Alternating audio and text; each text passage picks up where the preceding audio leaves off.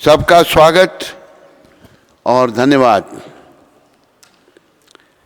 श्रील प्रभुपाद शिक्षामृत। श्री कृष्ण आनंद में है। क्या है? आनंद में।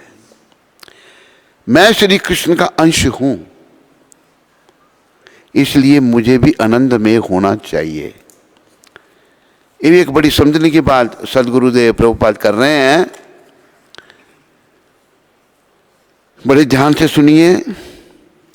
यह स्वाभाविक है, यदि मेरे पिता काले हैं तो मैं भी काला होऊंगा। तो हमारे परम पिता आनंद से भरे हैं।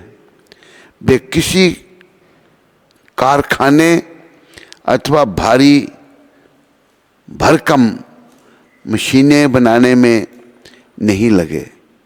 वे केवल अपनी बांसुरी बजाते हैं और राधा रानी उनके साथ हैं। यह उनके आनंद का स्वभाव है। तो ये बात प्रभुपाद जी ने 9 मार्च 1969 हवाई में कही थी। अमेरिका में है ये हवाई जगह। प्रभुपाद की कृपा से हमें वहाँ जाने का मौका मिला। बहुत सुंदर जगह है हवाई। और वहाँ पर प्रभुपाद जी ने रहकर पुस्तकों का अनुवाद किया, चैतन्य चरितामृत, और बड़ा कार्य हुआ वहाँ पर। अमेरिका से अगर हवाई जाना हो तो स्पेशल टेस्ट करवाना पड़ता है। वहाँ पर इतना वो बड़ा बड़ा विचार, बड़ी सफाई रखी है उन्होंने वहाँ पर। और हमें वहाँ मौका मिला प्रभुपाद की कृपा से। हमने कहा हवाई देखनी थी। हेलीकॉप्टर में सारी हवाई देखी हमने। हेलीकॉप्टर में जो हेलीकॉप्टर का टिकट देने वाला था, मैंने कहा मुझे अच्छी जगह बिठाना। कहता अच्छा। मुझे आगे बिठा दिया उसने। तो वो एक औरत थी, एक माता थी, हेलीकॉप्टर को चलाने वाली, जगह जगह लेगी। वो बोलती गई और हमारे नाम उसके पास से नाम ले रही है, ये ऐसी जगह, ये ऐसी जगह है। तो भगवान ने बड़ी बड़ी सुंदर जगहें बनाई हैं, लेकिन सुंदर जगहों का उपयोग आम तौर पर लोग इंद्रियों के तर्पण के लिए करते हैं। वो इंद्रियों के तर्पण से सुख ढूंढते हैं। लेकिन हवाई में ही प्रभुपाद जी ने ये बात क्या कही है कि श्री कृष्ण आनंद में है। इंद्रियों के तर्पण में ना सुख नहीं है। थोड़ा सा सुख और परिणाम में दुख, ये याद रखो। सभी लोग इंद्रियों के तर्पण से सुख की खोज कर रहे हैं, लेकिन इंद्रियों के तर्पण में सुख नहीं है। सुख तो है श्री कृष्ण के चरणों में। श्री कृष्ण आनंद में है, सदा आनंद में।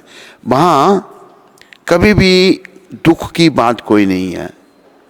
कई बार ऐसा देखा गया है, भगवान अपने भक्तों को देखकर थोड़े से ऐसे होते हैं, लेकिन वो सदा आनंद में रहने वाले हैं। जब भीष्म पितामह बानों की शैया पर पड़े थे, वहाँ पर थोड़ा भगवान को ऐसा लगा था। पितामह बड़ी महान आत्मा है और उन्होंने कृष्ण को पहचाना, लेकिन वो बेचारे ऐसे बंधन में पड़े हुए थे कि उनको कौरवों का साथ देना पड़ा, दुर्योधन का साथ देना पड़ा। ऐसा वचन उन्होंने अपने पिता शांतनु महाराज को दिया था। तो भगवान आनंद में हैं। और इस बात को जो आगे प्रभुपाद ने कही, सब ध्यान में रखो। पुरुष भी, स्त्रियां भी। ये नहीं को एक जाति भगवान की अंश है और दूसरी नहीं है। ब्राह्मण भगवान के अंश हैं, दूसरे सभी भगवान के हैं। सभी, जैसे भगवान ने गीता में कहा, सर्व योनिषु कौन्तेय अहम बीज प्रदापिता। ये भगवान के शब्द हैं। सारी योनियों का जो बीज देने वाला पिता हूं मैं हूं। असली पिता श्री कृष्ण है। संसार में भी माता पिता हैं, ये टेम्परेरी हैं, आज हैं बेचारे, कल नहीं। ऐसा होता पिता छोड़ देता है पुत्र को और कई बार ऐसा भी देखा गया पुत्र पिता को छोड़ देता है, पर असली पिता हमारे श्री कृष्ण हैं और उनके चरणों में हमें मन लगाना है, ये संदेश है। और ये मनुष्य शरीर हमें अपने पिता श्री कृष्ण को मिलने के लिए ही मिला है, याद रखो। सर्व योनिषु कौन्तेय मूर्तियां संभवन्ति या तासम ब्रह्म महद योनिर्म अहम बीज प्रदापिता। हे कुंती पुत्र, तुम यह समझ लो, केवल कुंती पुत्र के लिए नहीं, हम सब के लिए। कुंती पुत्र को भगवान ने माध्यम बनाया। कुंती पुत्र बड़े महान हैं, जो भगवान की सखा हैं, जो कई अवतारों में भगवान के साथ रहे। एक जगह भगवान कहते हैं, हे अर्जुन, मैं सारे देवताओं का, सब कुछ का, अहम आदि ही देवानाम, मैं देवताओं का भी आदि हूँ, सब कुछ। और ये भी कहा भगवान ने, अर्जुन, ये जो गीता का ज्ञान मैं तेरे को दे रहा हूं, ये मैंने करोड़ों साल पहले सूर्यदेव विवस्वन को दिया था। विवस्वन ने मनु को, मनु ने इक्ष्वाकु को, इक्ष्वाकु ने अब्रावित को, लेकिन ये परंपरा नष्ट हो गई। तो अर्जुन ने देखो हम लोगों के लिए प्रश्न किया, प्रभु मेरा और आपका जन्म तो अभी हुआ, आपने तो करोड़ों साल पहले कैसे ज्ञान दिया? भगवान कहते हैं, अर्जुन, मेरे तेरे कई जन्म हो चुके हैं, मैं उन सबको जानता हूं, तू नहीं जानता। तो भगवान जो हैं सबके आदि हैं, सबके पिता हैं, सबके स्वामी हैं और सबके मालिक हैं। समस्त प्रकार के जीव, हे कुंती पुत्र, तुम यह समझ लो कि समस्त प्रकार के जीव योनियां, समस्त प्रकार मतलब उसमें कीट पतंग, हाथी घोड़ा, सब योनियां जो हैं, भगवान कह रहे हैं इस भौतिक प्रकृति में जन्म द्वारा संभव हैं और मैं उनका बीज प्रदाता पिता हूं। सबकी शुरुआत भगवान से होती है। इस श्लोक में स्पष्ट बताया गया है कि भगवान श्री कृष्ण समस्त जीवों के आदि पिता है। ये याद रखो, प्रभुपाद समझा रहे हैं, एक महाभागवत वैष्णव समझा रहे हैं, भगवान सारे जीवों के आदि पिता, असली पिता हमारे श्री कृष्ण है। और आज हमारी ये गति है कि हम अपने असली पिता को भूल गए हैं। गलती हमारी है। कृष्ण भूलिया जीव भोग वंशा करे। जीव कृष्ण को भूल करके भोगों को भोगना चाहता है। देखो, पुत्र अगर पिता के साथ है ना, पिता का आज्ञाकारी पुत्र है, तो पिता की सारी संपत्ति पुत्र को मिलती है और वो सुखी रहता है। पर अगर पुत्र पिता का आज्ञाकारी नहीं है तो पिता उसको कुछ नहीं देता, पिता उसको अपनी संपत्ति भी नहीं देगा और घर से भी निकाल देगा। तो हम जो संसार में लोग हैं, हम ऐसे पुत्र हैं अपने पिता के जो अपराधी हैं, उनके आज्ञाकारी नहीं है। इस बात को याद रखो। इसलिए हम अपने पिता से अलग हो गए और दुखी हैं। यहां पर जन्म मरण के चक्कर में, जन्म मृत्यु के चक्कर में पड़े हुए हैं। बार बार मां के गर्भ में आ रहे हैं, बार बार मृत्यु हो रही है। पुनरपि जननम पुनरपि मरणम पुनरपि जननी जठरे शयनम यह संसारे बहु दुस्तारे कृपा ये पारे पागे मुरारे। महादेव ये परामर्श दे रहे हैं, हे प्राणी, तेरा बार बार जन्म हो रहा है, बार बार तेरी मृत्यु हो रही है, बार बार मां के गर्भ में तू जठराग्नि का कष्ट भोग रहा है। ऐसा बुरा प्रभाव इस संसार का है। इसलिए तुम अभी ऐसा कर, इसको खत्म करने के लिए, जन्म मरने के चक्कर को समाप्त करने के लिए, कृपा ही पारे पाही मुरारे, मुरा नाम के राक्षस का जिन्होंने वध किया था भगवान ने, उनकी कृपा को ले ले तुम। भज गोविंदम भज गोविंदम, गोविंदम भज मूढ़ मते।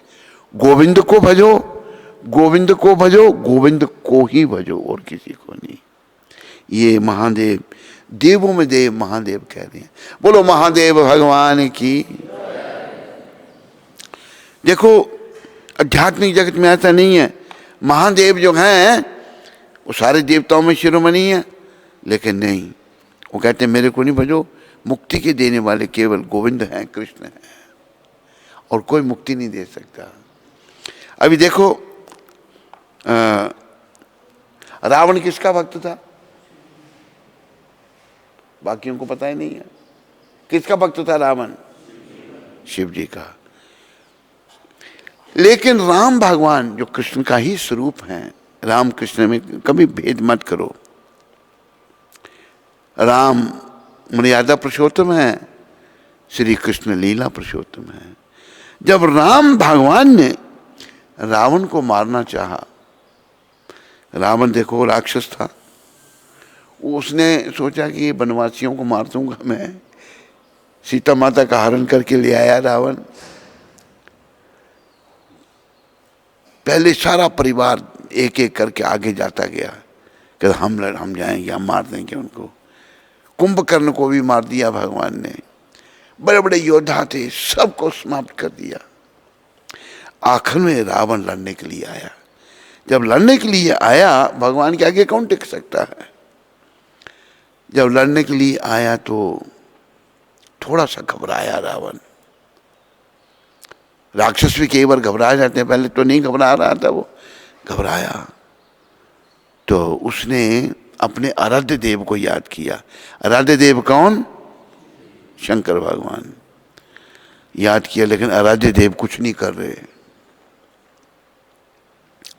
तब माता सती, जो भगवान की अर्धांगिनी है, वही सती हैं, वही दुर्गा हैं, वही पार्वती हैं, बहुत सारे माता के भी रूप हैं, नव दुर्गा। माता कहती है महादेव, आपका भक्त आपको पुकार रहा है, वो संकट में है, उसकी रक्षा क्यों नहीं करते आप? माता ने परामर्श दिया। तो तब शंकर भगवान ने कहा, देवी मैं उसकी रक्षा नहीं कर सकता।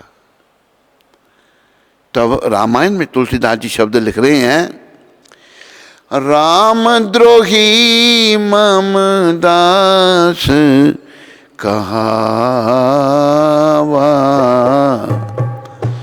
राम द्रोही मम दास,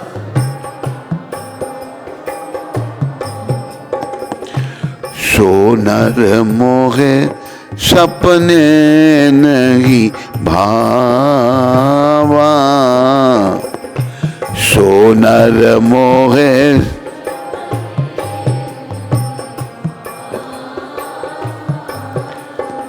शंकर भगवान कहते हैं देवी सती को, रामद्रोही, जो राम से दुश्मनी करता है, राम का द्रोह करता है, राम जी का द्रोही है, वो मेरा दास बनता है। रामद्रोही मम दास कहावा, सोनर मोहे सपने नहीं भावा, मुझे सपने में भी वो अच्छा नहीं लगता है। ये शंकर वाक्य है, महादेव वाक्य है। तो शिक्षा ये है, जब राम भगवान ने रावण को मारना चाहा, शंकर नहीं बचा सके, जो कि महाधारी, बोल बाद में करूंगा, जो कि महादेव हैं, सारे देवों में बड़े हैं, 33 करोड़ देवता के शिरोमणि हैं, इसलिए उनका नाम महादेव पड़ा। बोलो महादेव भगवान की। तो जब शंकर भगवान भी अपने सेवक को नहीं बचा सके, तो वो मुक्ति नहीं दे सकते। वो मुक्ति के दाता केवल कृष्ण हैं। राम भी मुक्ति के दाता, वो कृष्ण का ही स्वरूप है। नारायण भी मुक्ति के दाता है, वो भी कृष्ण का स्वरूप है। एक उसमें भगवान को कहा है अनंत विष्णु, कृष्ण भगवान को। उसमें वो दामोदर क्या नाम, दामोदर अष्टक, हाँ, दामोदर अष्टक में अनंत विष्णु कृष्ण को कहा। दामोदर लीला है नमामीश्वरम सच्चित आनंद रूपम। नहीं ये नहीं, क्या नाम शुरू कहाँ से होता है दामोदर अष्टक? नमामीश्वरम नहीं, क्या?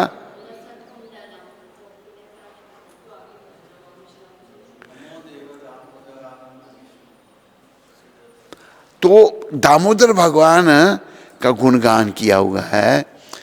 कौन से मुनि थे वो? सत्यव्रत मुनि जी ने बड़ा सुंदर गान किया। वो कहते मुझे मुक्ति कुछ नहीं चाहिए, वो जो दामोदर रूप है भगवान का, वो बस मेरे हृदय में सदा विराजमान रहे। देखो भक्त कैसे होते हैं, दामोदर भगवान जो हैं जब हृदय में विराजमान है तो मुक्ति पुरुष है, वो मुक्त है। मैं तो ठीक ही बोल रहा था। नमामीश्वरम सच्चित आनंद रूपम लसत कुंडलम गोकुले ब्रजमानम। नमामीश्वरम सच्चित आनंद लसत कुंडलम गोकुल। यशोदा वियोलु खलादावमानम परमृष्टमतयन्तो द्रुतय गोपिया। यशोदा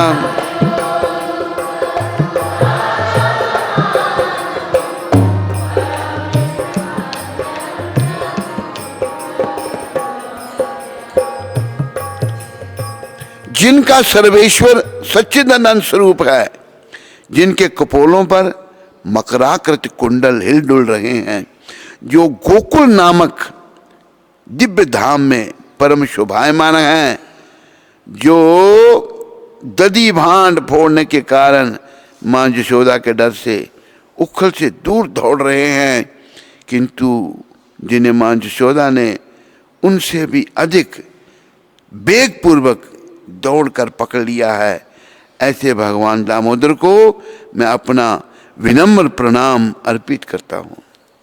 तो नमो देव दामोदर अनंत विष्णु। आपको पता अनंत अनेकों विष्णु मूर्तियां हैं, वो सब कृष्ण के ही रूप हैं। नमो देव दामोदर अनंत विष्णु, अनंत विष्णु। तो भगवान जो हैं, जो उनके स्वरूप हैं, जो उनके अपने विस्तार हैं, दो प्रकार के विस्तार बताएं भगवान के, एक स्वयं अंश, एक भिन्नीम अंश। स्वयं अंश मतलब अपना विस्तार, जैसे अनंत विष्णु, नमो देव दामोदर अनंत विष्णु। भगवान के जो अपने विस्तार है ना, वो भगवान के समान ही हैं। वो समझाते हैं प्रभुपाद जी कि जैसे एक दिया जल रहा है, एक जलते दिए से दूसरा दिया जलाया आपने, तीसरा चौथा पांचवा, हजारों दिए जला दिए। दियों में कोई फर्क है पहले दियों में और बाकी दियों में? बोलो, कोई फर्क नहीं। एक फर्क है। कौन सा फर्क है बताओ, कौन बताएगा? नहीं आ रहा ध्यान में। पहला दिया जो है वो कृष्ण भगवान है, ये फर्क, और कोई फर्क नहीं। भगवान और उनके विस्तार में कोई अंतर नहीं, ये स्वयं अंश हैं भगवान के। और हम भिन्नीम अंश, हम उसके जीव संज्ञा में हम लोग आ जाते हैं।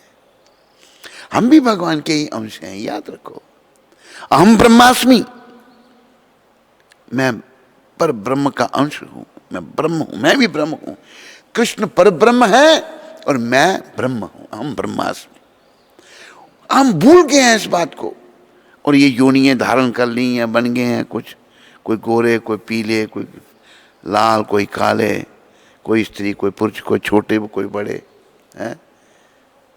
हम सब भगवान के एक कर्मों ने, हमारे कर्मों ने बना दिया हमको। तो संदेश ये है कि अभी बस प्रयास सारे ये करो अपने कर्मों को काटने का, बस। और कर्म कटेंगे श्री कृष्ण की शरण में, कृष्ण के हाथ में तुम अपने जीवन की डोरी सौंप दोगे तो कृष्ण तुम्हें ठीक कर देंगे। भगवान ने कहा है गीता में, सर्वधर्मान परित्यज्य मामेकम शरणम ब्रज अहम त्वाम सर्व पापेभ्यो मोक्षयिष्यामि मा शुचि। सारे धर्म, सारे कर्तव्य सब छोड़ दे तुम। अब जैसे एक आत्मा को मैं उदाहरण देता हूं, आई वो आत्मा ने दीक्षा ले ली, आ गई, लेकिन फिर माया कहती तू मेरी सेवा में थी, आत्मा भी कहाँ चल जा रही है तू। कोई ऐसा प्रबंध माया कर देती है, किसी ने कुछ बोल दिया, माया कहती, वो आत्मा कहती मैं जा रही हूं बस। अभी आत्मा स्त्रीलिंग है, चाहे पुरुष के अंदर है चाहे स्त्री के अंदर है, पुलिंग केवल कृष्ण है, याद रखो। अकेला ईश्वर कृष्ण और सब भृत्य। कहते मैं जा रही हूं, मैं जा रहा हूं। मैं क्यों कर जा रहा हूं, क्यों जा रहा, क्यों जा रहा हूं कुछ नहीं, कारण नहीं। मैंने कहा भाई मैं तेरा गुरु हूं, मैं तेरे को पता करूं, पहले जवाब ही नहीं, जा रहा हूं जा रहा हूं जा रहा हूं।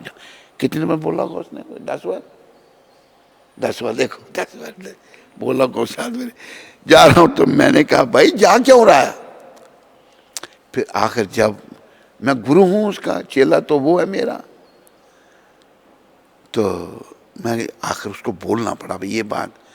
ये सब माया का काम था, माया कोई बहाना बना के हमको भगवान से हटाती है, समझा रही है नहीं, माया का काम है।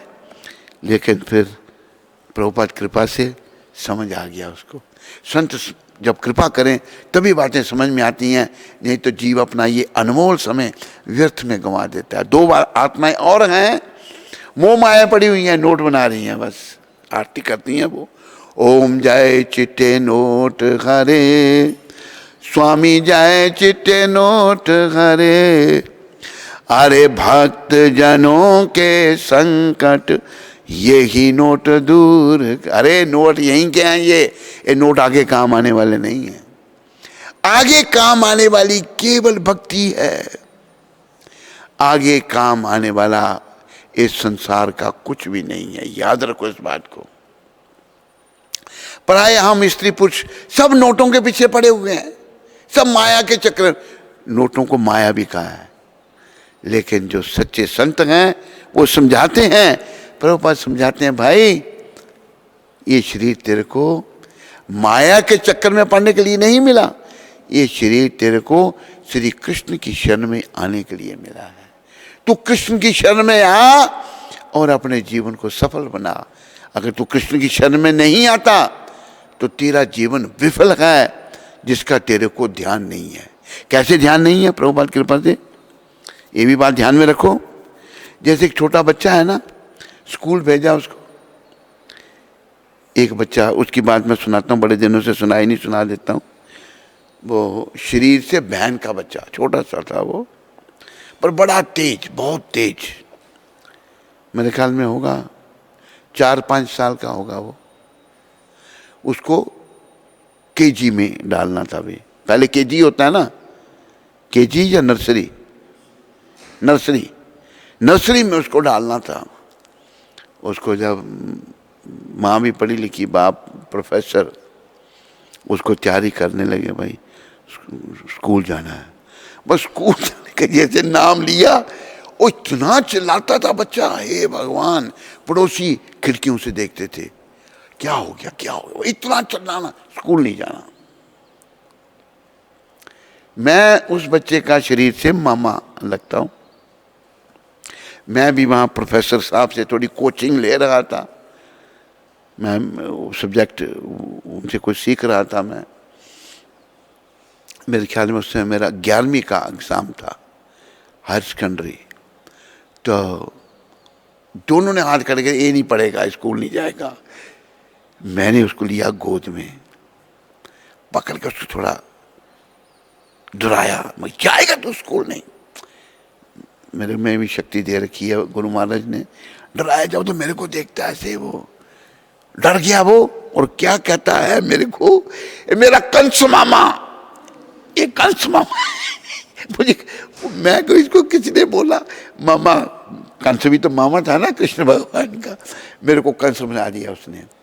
लेकिन बेटा तू कुछ भी क्या है, मेरे को स्कूल जा, डर भी गया वो, पर गया स्कूल में, और आज वो भी डॉक्टर है, PhD की है उसने, और गोल्ड मेडल मिले उसको, इतना लायक, लेकिन पढ़ना नहीं चाहता था। तो ये याद रखो, जिससे जैसे बच्चा नहीं पढ़ना चाहता, क्यों नहीं, बचपना है। इसी प्रकार हम लोग भक्ति नहीं करना चाहते, क्यों, हम अविद्या में हैं, अज्ञानता में हैं। इस अविद्या को निकालना है प्रभुपाद कृपा से। इससे पहले आत्मा शरीर से निकले, अविद्या को निकालना है बस। प्रभुपाद एक शब्द कहते थे, तमसो मां ज्योतिर्गम्य, अंधकार से हमने प्रकाश में आना है। तमसो मां ज्योतिर्गम्य, हमारे ग्रंथ, हमारी भगवत गीता, हमारे भगवान हमको अंधकार से, जो देखो जो भगवान से बेमुख है वो अंधकार में है, घोर अंधकार में। और अंधकार का परिणाम क्या है, नरक। अंधकार का परिणाम क्या है, आवागमन। अंधकार का परिणाम क्या है, शरीरों का परिवर्तन, पुनरपि जननम पुनरपि मरणम, ये अंधकार। लेकिन हमें अंधकार से निकलना है और प्रकाश में आना है, और प्रकाश जो है वो भगवान श्री कृष्ण हैं। एक शब्द बड़े सुंदर कहें, आप भी बोलो, कृष्णा सूर्य सम, सारे बोलो, कृष्णा सूर्य सम, माया है अंधकार। जहां कृष्णा तहां नहीं माया रे अधिकार। कृष्ण भगवान शक्तिशाली सूर्य हैं, क्या है, एक उदाहरण दिया है। और भगवान की माया क्या है, अंधकार है।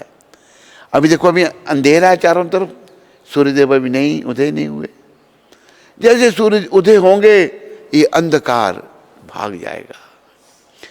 अंधकार सूरज की उपस्थिति में भी होता है, लेकिन सूरज के सामने वो टिक नहीं सकता, उसका कोई अस्तित्व नहीं। ये याद रखो बात, ये चैतन्य चरितामृत में कहा है, हमने शक्तिशाली सूर्य श्री कृष्ण को अपने हृदय में रखना है, सदा भगवान का सिमरन करना है। उठीते बैठीते खाईते शुईते यथा तथा नाम ले, भगवान का नाम लेना है। हरे कृष्ण कृष्ण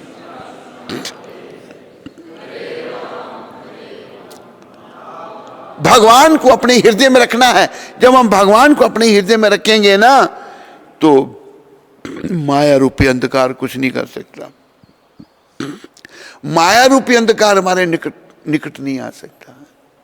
जो आत्मा को उसके भी पुण्य है, आगे संपर्क में दीक्षा ले ली, लेकिन फिर कोई कर्म, दूसरे कर्म आ गए, खराब कर्म बीच में आ गए, झगड़ा हो गया, होगा। प्रभुपाद भी कहते थे, वो भी निकालना उसमें से।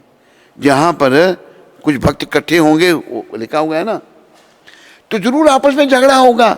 ये हम तो बद्ध जीव हैं सारे, लेकिन क्या करना है, प्रभुपाद जी ने बड़ी सुंदर बात बताई है। उस बात को सब याद रखो और जीवन में धारण करो। ये भी मेरे ख्याल में ना कुछ छापने पड़ेंगे ये, ठीक है, हिंदी में। शिला प्रभुपाद 7 जनवरी 1976 नेल्लोर में कहा था। नेल्लोर जो है आंध्र प्रदेश में है। कई बार गुरु भाइयों में थोड़ी गलत फहमी हो जा सकती है। ऐसे ही हुआ था ना, गुरु भाइयों में ही तो हुआ था, थोड़ी गलत फहमी हो सकती है। यहां तक कि मुक्त आत्माओं के बीच भी ऐसा देखा जाता है। जो मुक्त आत्मा है उनमें भी थोड़ी गलत फहमी हो जाती है।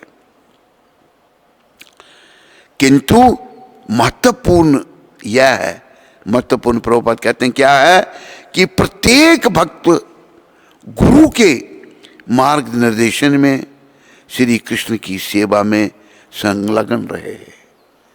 ये शब्द इसको छाप देना है, बना देना, छोटे वाले बनाना, हिंदी में बनाना, कुछ अंग्रेजी में बना देना। तो ये बड़ी जरूरी बात 7 जनवरी को प्रभुपाद ने कही है आंध्र प्रदेश नेल्लोर में। कई बार गुरु भाइयों में थोड़ी गलतफहमी हो सकती है, होती है, यहाँ तक कि मुक्त आत्माओं, जब हम मुक्त आत्मा भी तो नहीं बने, प्रयास कर रहे हैं, गलतफहमी हो जाती है। और प्रभुपाद कहते हैं यहाँ तक कि मुक्त आत्माओं के बीच भी ऐसा देखा जाता है। किंतु महत्वपूर्ण बात यह है कि प्रत्येक भक्त गुरु के मार्गदर्शन में श्री कृष्ण की सेवा में संलग्न रहे। हर भक्त को गुरु की सेवा में लगे रहना है। अभी देखो ऐसा है, एक आत्मा को हमने समझाया, कोशिश से समझेगी वो आत्मा, पर थोड़ी सी कठिन आत्मा है, वो कठिन है। वो कहीं कहते हैं ना, जैसे हमारा एक मामा था, गुजर गया, कई बार मक्खी कोई आकर बैठती है ना, काटती है बड़ी, कई मक्खियाँ नहीं काटती, बैठती, तो कोई मक्खी मामा को काट रही थी, कहते कैसी जरड़ी मक्खी है ये, काट रही है। कुछ मक्खियाँ काटती, सब नहीं काटती, बैठेंगे तो पहले, जब तक उड़ाओगे नहीं तो। ऐसे वो आत्मा बड़ी थोड़ी जरड़ी आत्मा, बस समझाते हैं उसको, समझ जाएगी, भगवान अपनी शरण में ले लिए हैं उस आत्मा को। तो हम समझा रहे हैं, तो वो आत्मा भी कहती है मैं जा रही हूं, अनुमति दो। मैं चुप, मैं देखूं उसको, कि अनुमति नहीं दोगे, मेरा अनुमति के ही चली जाऊंगी मैं। याद रखो, आत्मा स्त्री है, चाहे पुरुष के अंदर भी आत्मा है ना, पुरुष को ये नहीं सोचना पुरुष केवल कृष्ण है। अभी जब एक बीच में एक छोटी सी बात आ गई, मीराबाई वृंदावन में आई, जब मीरा जी को मेवाड़ की थी ना, मीराबाई कहाँ की थी, मेवाड़, वहाँ उनको उनका देवर तंग करने लगा, सास तंग करने लगी, ननद थी वो भी ऐसे ही थी, तो बेचारी वृंदावन आ गई। वृंदावन आई जब, तो वो हमारे आचार्य जीव गोस्वामी, जो 6 गोस्वामियों में से एक हैं, उनको मिलने के लिए आई। कहा कि मैं गोस्वामी जी से मिलना चाहती हूँ। तो सेवक ने जाके श्रीला जीव गोस्वामी प्रभुपाद को कहा कि एक माता आपसे मिलना चाहती हैं। तो उन्होंने कहा उनको बोल दो मैं स्त्रियों से नहीं मिलता। तो सेवक ने आके कहा मीरा जी को, वो कह रही हैं कि स्त्रियों से नहीं हम मिलते। तो तब मीरा जी ने शब्द कहे, वो मैंने तो ये सुना था ब्रज में पुरुष तो केवल कृष्ण है, बाकी सब स्त्री हैं। तो जब ये बात फिर सेवक ने जाके जीव गोस्वामी को कहा, ये तो कोई अवतारी माता है, झट वो आए और गले लगाया मीरा जी को। उनको भक्तमाल में कथा आती है, ये गले लगाया, तो ये कोई देवी प्रकट हुई हैं, ये कोई गोपी का अवतार हैं। और यही अंडरस्टैंडिंग है, पुरुष केवल कृष्ण हैं, हम सब उनके सेवक हैं। हम पुरुष शरीर में होने पर भी हम पुरुष नहीं हैं, हम स्त्री लिंग में, आत्मा स्त्री है, चाहे पुरुष के अंदर है चाहे स्त्री के अंदर है। और स्त्री का काम है पुरुष श्री कृष्ण की सेवा करना, सभी का काम श्री कृष्ण की सेवा करना है। सबके पति श्री कृष्ण हैं, माता पिता बंधु सखा सब कुछ कृष्ण है। और हमारा कर्तव्य ये है कि हम अपने पिता श्री कृष्ण की सेवा करें और उनको प्रसन्न करें। ये जीव का धर्म है। कई बार ये बात समझाई गई है। तो तब शीला जीव गोस्वामी उनसे मिले कि भाई ये कोई बड़ी महान आत्मा प्रकट हुई है। और मीरा जी ने तो कितना कष्ट उठाकर अपने भगवान को नहीं छोड़ा। और मीरा जी को जब जहर का प्याला, राणा ने प्याला जहर का मीरा को पिला दिया, पावन हरि के नाम ने वह अमृत बना दिया। कहते एक पांडे नाम का एक व्यक्ति था, उसको राणा ने कहा, जो देवर था मीरा जी का, कहा ये प्याला है, बोले ये चरणामृत है। चरणामृत करके पांडे ले गया ब्राह्मण के, ये चरणामृत। मीरा समझ कि ये जहर है इसमें। अच्छा, मेरे भगवान के नाम का चरणामृत करके मुझे दे रहे हैं। मीरा जी ने भगवान का ध्यान करके पी लिया। जब पी लिया वो अमृत बन गया, कोई जहर का असर नहीं हुआ, कोई उसका असर नहीं हुआ। तो देखो, जो भगवान पर आश्रित हैं, भगवान उनके साथ रहते हैं। हम दुखी केवल इसलिए हैं, हम भगवान पर आश्रित नहीं हैं। और ये बात याद रखो कि गुरु भाइयों में भी थोड़ी गलतफहमी, गुरु भाइयों में या गुरु माताओं में भी आपस में गलतफहमी हो सकती है। यहाँ तक कि मुक्त आत्माओं के बीच भी ऐसा देखा जाता है। किंतु महत्वपूर्ण यह है कि प्रत्येक भक्त गुरु के मार्गदर्शन में श्री कृष्ण की सेवा में संलग्न रहे, सेवा करता रहे, ये चलता रहेगा। लेकिन वो आत्मा जब कहने लगी मेरे को जा रहा हूँ जा रहा हूँ जा रहा हूँ, मैंने कहा भाई कैसी आत्मा ये, कहाँ जा रही है? लेकिन भगवान ने, प्रभुपाद जी की कृपा से वो आत्मा बच गई, और हमें उम्मीद है वो आत्मा बची रहेगी ना, वेरी गुड, वो आत्मा बची रहेगी। और तू क्यों हंस रहा है? मुँह माया में नहीं जाएगी। मुँह माया बड़ी प्रबल है भाई, और लेकिन कृष्ण से प्रबल नहीं है। कृष्ण की शरण में रहेंगे हम तो हम माया से बचे रहेंगे। भगवान ने कहा ना कि देव ही एष गुणमयी मम माया दुरत्तया, मेरी माया को लांघना बहुत कठिन है, लेकिन माँ मेवा ये प्रपद्यन्ते मायाम एतन तरंती थे, जो मेरी शरण में आ जाते हैं वो मेरी माया को लांघ जाते हैं। हरि बोल। अंदर स्पीकर चल रहे हैं दोनों में। हाँ। तो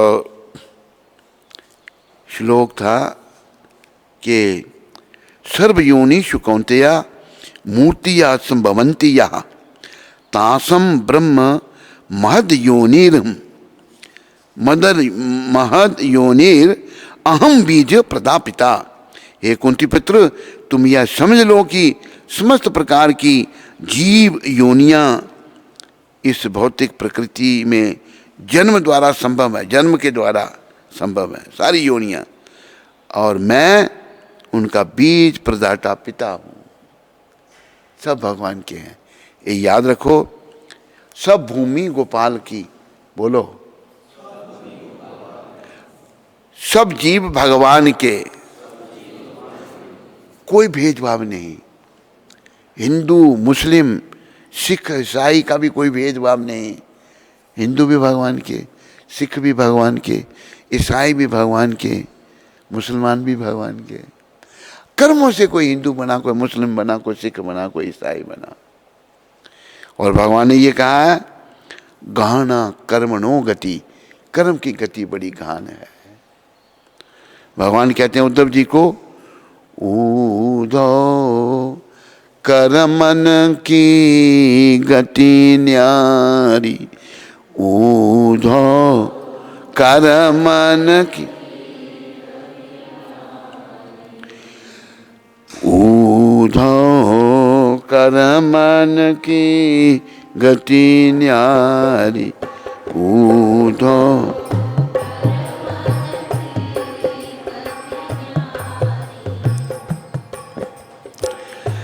सब नदियाँ जल भरी भरी रहियाँ, सब जल सागर के विधि खारी, सागर के विधि ऊधो कर्मन की गति न्यारी, ऊधो कर्मन की गति न्यारी। देखो यहाँ पर भगवान कह रहे हैं उद्धव को, अपने सखा उद्धव जी को, कर्मों की गति बड़ी न्यारी है। गहना कर्मणों गति, कर्म की गति बड़ी गहन है। और इस कर्म के चक्कर से बचने के लिए भाई एक ही रास्ता है, श्री कृष्ण की शरण। श्री कृष्ण के हाथ में अपने जीवन की डोरी को सौंपना। जो तुझसे न सुलझे तेरे उलझे हुए धंधे, जो तुझसे न सुलझ, भगवान के इंसाफ पे तू छोड़ दे बंदे। भगवान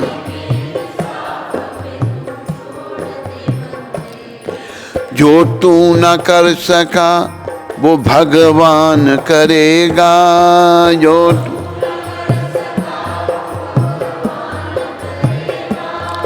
जो तू न कर सका वो भगवान करेगा।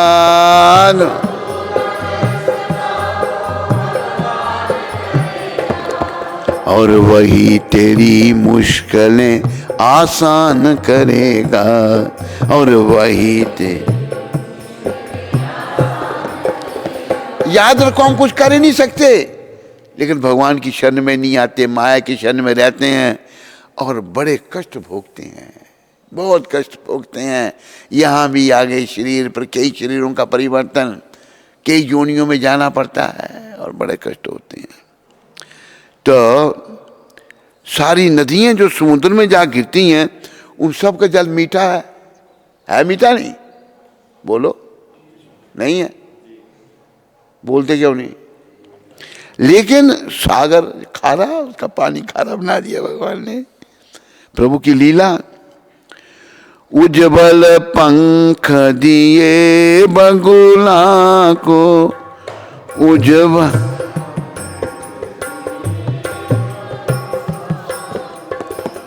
कोयल के है गुणकारी, कोयल के ऊधो करमन की गति न्यारी। ऊधो कर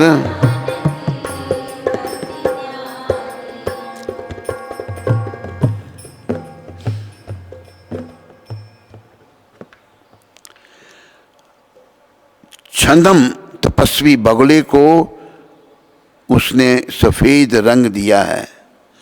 बगले का रंग बड़ा बड़ा बस सुंदर बगला जो होता है बड़ा, जबकि मीठा बोलने वाली कोयल को काला बना दिया। बगला जो है तपस्या करता है बड़ी, क्या तपस्या? वो मछली खानी है उसको, और नदी के किनारे जहाँ में बैठ जाता है तो मछलियाँ, ये जीव जो हैं बाहर थोड़ी देर निकलते हैं कुछ हवा लेने के लिए, वैसे पानी में ही उनका जीवन है, तो टाइम लगता है, एकदम निकलती थोड़ी रहती।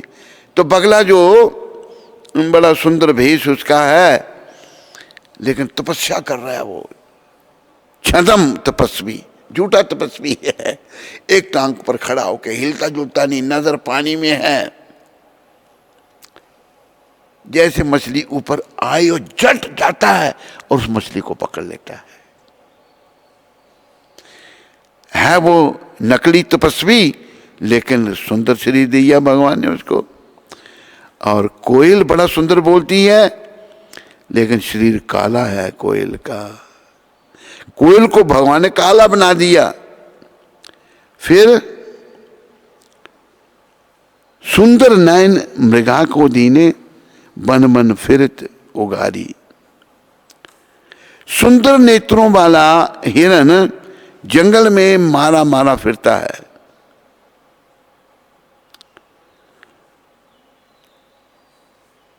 वो जंगल में मारा मारा क्यों फिरता है? मृग जो है उसके नाभि में कस्तूरी होती है, वो सोचता खुशबू कहाँ से आ रही है, जबकि उसकी नाभि से खुशबू आ रही है।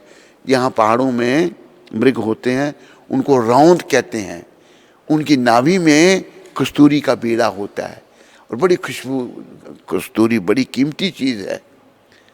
तो केसर कस्तूरी दोनों बड़े महंगे हैं।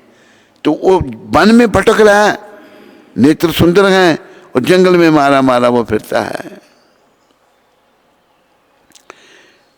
मूर्ख मूर्ख राजे कीने, पंडित फिरत भिखारी।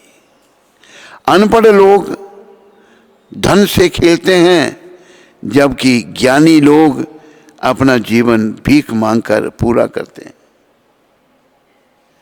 अनपढ़ लोग जो है बड़ा धन उनके पास है, और बाकी गरीब जो हैं भीख मांग, ब्राह्मण जो बड़े विद्वान हैं वो भीख मांगते हैं। सूर्य शाम मिलने की आशा, छिन छिन बीतत भारी। सूरदास जी कहते हैं कि गोपियों ने कहा, इसी तरह शाम से मिलने की हमारी इच्छा जितनी बढ़ती जाती है, उतना ही यह वियोग हमें भारी प्रतीत होता है। सूरदास जी की एक बात मुझे और याद आई। सूरदास जी पता नहीं कितने 100 साल पहले हुए, बड़े भक्त थे भगवान के। वो लिख गए हैं, उनके पद कहीं मेरे को किसी ने व्हाट्सएप में भेजे थे। वो लिख गए हैं कि एक बीमारी आएगी 2020 में, पढ़ा तूने नहीं? बीमारी आएगी और बहुत सारे लोग अकाल मृत्यु मरेंगे। अकाल मतलब बिना चाहे मरेंगे। वो पहले लिखे, अपने पदों में लिखे के, उनको कैसे पता लग गया? सूरदास जी बहुत बड़े भक्त थे भगवान के। और मेरे को पद किसी ने भेजे हैं। तो ये जो बीमारी अभी 2020 में शुरू हुई, 2019 में कोविड-19, पर 20 में ज़्यादा फैली ना। नवंबर में 2019 में शुरू हुई थी, नहीं? मार्च, हाँ, नवंबर 19 से, नवंबर 2019 से, मार्च नहीं। हाँ हाँ, वही तो मैं कह रहा हूँ ना। पर ज़्यादा फैली 2020 में। इंडिया में ही हुए ना सूरदास जी। उन्होंने कहा कि 2020 में लिखा उन्होंने कि ये बीमारी आएगी और बहुत से लोग अकाल मृत्यु मर जाएंगे, बिना मौत के मर जाएंगे। जिसको बीमारी होती है वो मर जाता है, बहुत सारे बच भी जाते हैं, बहुत सारे मर जाते हैं। तो कर्मों की गति बड़ी न्यारी है भाई। कर्म के बंधन से बचने के लिए कृष्ण की शरण में आना है, भगवान के चरणों में अपने जीवन की डोरी सौंपनी है। और हम सबके पिता श्री कृष्ण हैं। इस श्लोक में स्पष्ट बताया गया है कि भगवान श्री कृष्ण समस्त जीवों के आदि पिता हैं। सारे जीव भौतिक प्रकृति तथा आध्यात्मिक प्रकृति के संयोग हैं। भौतिक और आध्यात्मिक प्रकृति के संयोग हैं। आध्यात्मिक जीवात्मा है, ये शरीर भौतिक है। ऐसे जीव केवल इस लोक में ही नहीं, इस लोक में ऐसे जीव नहीं है, अपितु प्रत्येक लोक में, यहाँ तक कि सर्वोच्च लोक में भी हैं। यहाँ ब्रह्मा आसीन है। ब्रह्मा जी जहाँ रहते हैं, ब्रह्मा जी का जो लोक है वो सारे भौतिक लोकों का शिरोमणि है, सबसे ऊपर। उसके बाद वैकुंठ लोक शुरू होते हैं, वहाँ भी भौतिक लोक हैं, पाए जाते हैं। जीव सर्वत्र हैं। पृथ्वी, जल तथा अग्नि के भीतर भी जीव हैं। पृथ्वी के अंदर भी हैं, पानी के अंदर भी हैं, है नहीं? पानी के अंदर देखे है ना। और अग्नि के अंदर भी जीव हैं, अग्नि के अंदर भी जीव हैं। ये सारे जीव,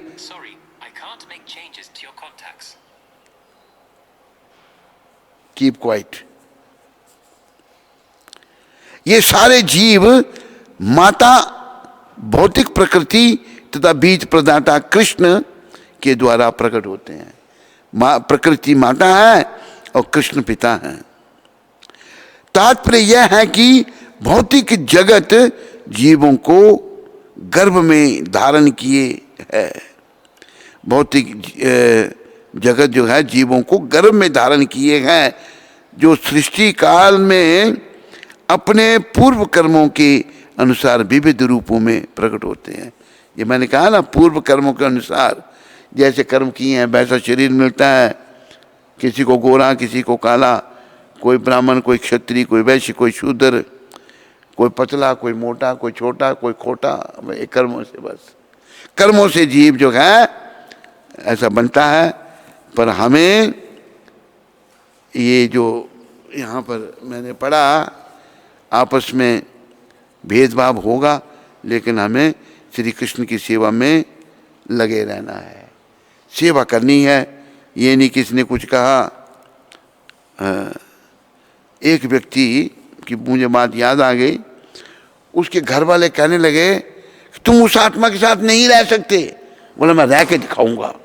सफल हो गया वो व्यक्ति, उसने दिखा दिया रह के। तू कहाँ देख रहा है भाई मधुप्रिया, कहाँ देख रहा है तू? उसने करके कहा मैं रह के दिखाऊंगा।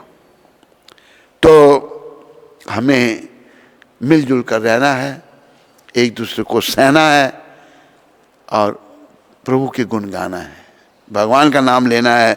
हरे कृष्ण कृष्ण कृष्ण हरे हरे, राम राम। तो श्री कृष्ण आनंद में है, मैं श्री कृष्ण का अंश हूं। ये भी याद रखो, मैं कृष्ण का हूं। याद रखो इस बात को। गोविंद मेरो है, गोपाल मेरो है, गोविंद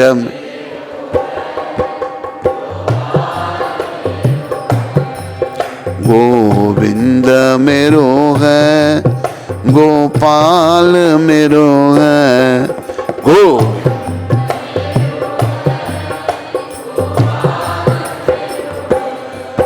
ओ बांके बिहारी नंदलाल मेरो है।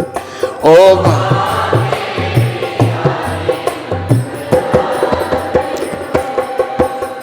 बांके बिहारी नंदलाल मेरो है। ओ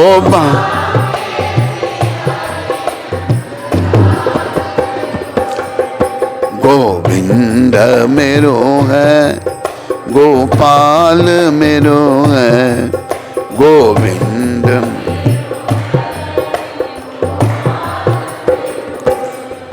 गोविंद मेरो है, गोपाल मेरो है।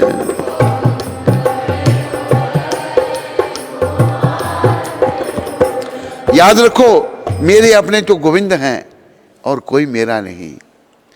मेरे शरीर भी मेरा नहीं, स्त्री पुत्र धन दौलत मकान कार बंगले पति, ये दूर की बात नहीं, शरीर भी मेरा नहीं है भाई, मेरे गोविंद हैं। ये शरीर नश्वर शरीर मिला है गोविंद से मिलने के लिए, और किसी काम के लिए नहीं मिला। प्राणी तू तो बस मोह माया में पड़ गया, विषय विकारों में पड़ गया। ये शरीर तेरे को केवल श्री कृष्ण को मिलने के लिए मिला है। जब भी तेरी समझ में आ जाती है ये बात, लग जा कृष्ण को पाने के लिए, बस भगवान से प्रेम करना शुरू कर दे। मोहन से प्रीत लगा लो, तुम आज हरि गुण गा लो। भव सागर से मूर्ख बंदे नैया पार लगा लो। बस भगवान से प्रेम करो और भगवान के गुणगान करो। गोविंद मेरो है, गोपाल मेरो है, गोविंद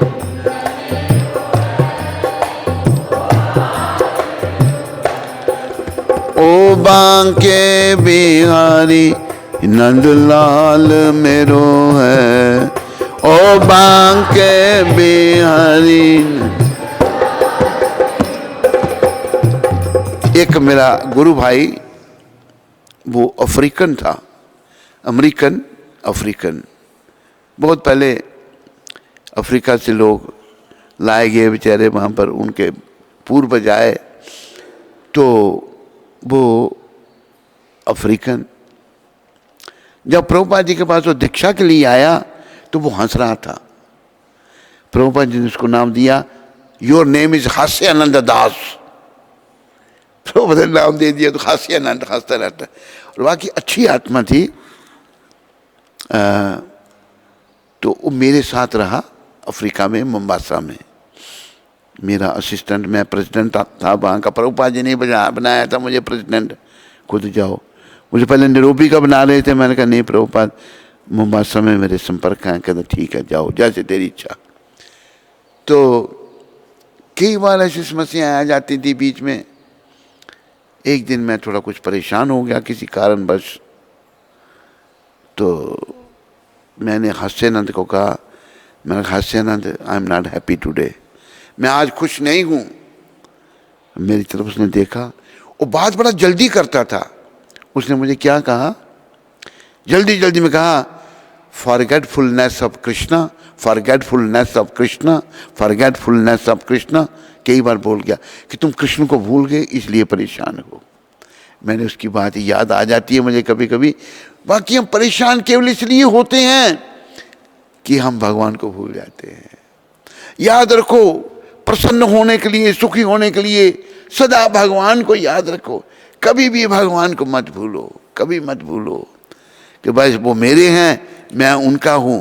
गोविंद मेरो है, गोपाल मेरो है, गोविंद।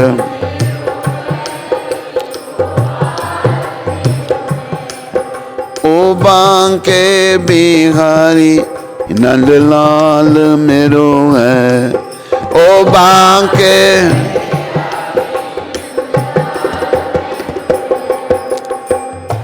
गोविंद बोलो हरि, गोपाल बोलो गोविंद।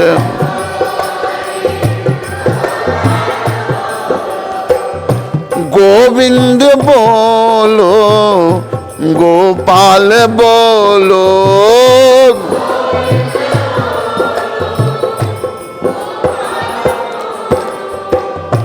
गोविंद बोलो हरि, गोपाल बोलो गोविंद।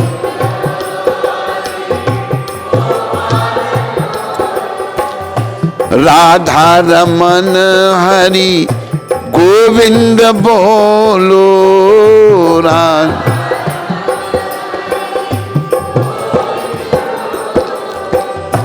गोविंद बोलो गोपाल बोलो गोविंद बो।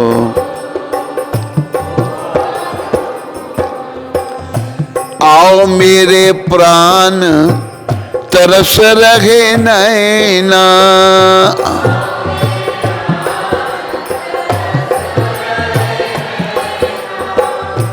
आओ मेरे प्राण तरस रहे नैना।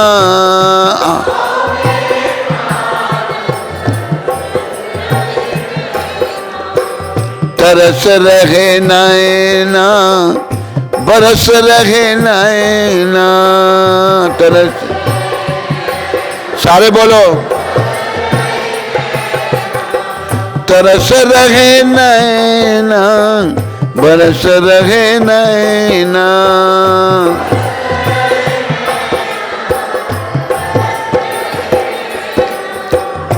मदन गोपाल बोलो राधे कृष्ण।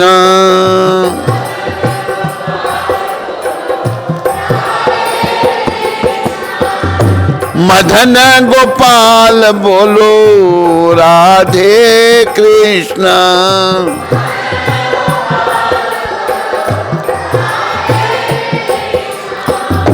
गोपियों के गोपाल राधे कृष्ण।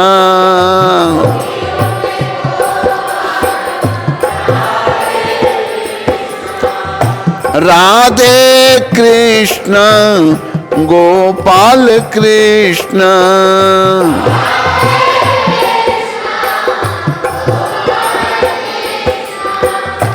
गोविंद जय जय, गोपाल जय जय गोविंद।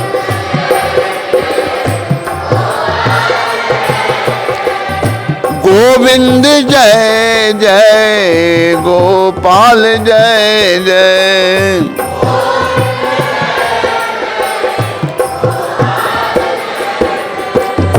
गोविंद जय जय, गोपाल जय जय।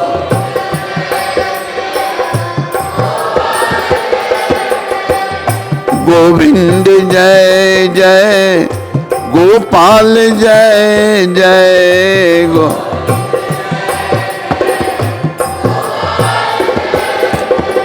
एक बात याद रखो सभी लोग, इंटरनेट में सुनने वाले, यहां बैठी माताएं, सारे बच्चे, सारे बड़े, अगर हमारे अंदर कृष्ण के प्रति प्रेम जागृत नहीं हुआ ना, अगर कृष्ण हमारे सामने भी आ गए तो हम नहीं पहचान पाएंगे उनको। जैसे उदाहरण महाभारत का, कृष्ण भगवान दुर्योधन के सामने खड़े हैं, परामर्श दे रहे हैं, भाई युद्ध मत करो।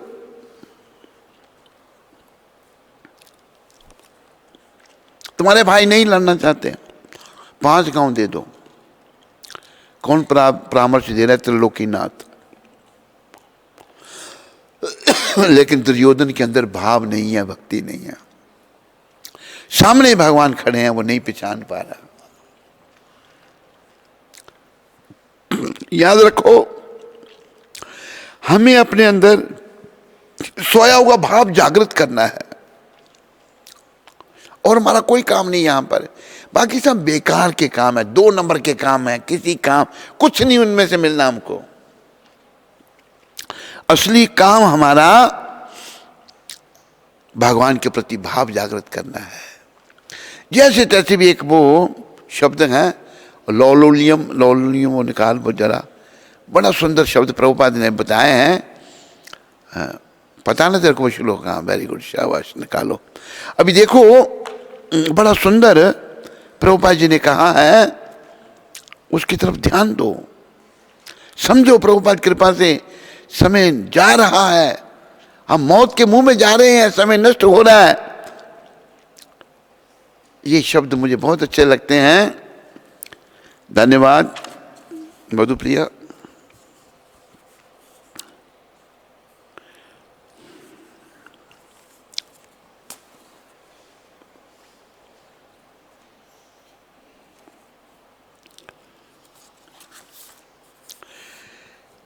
ये पद्यावली जो है एक पुस्तक, उसमें है कृष्ण भक्ति रस भाविता मति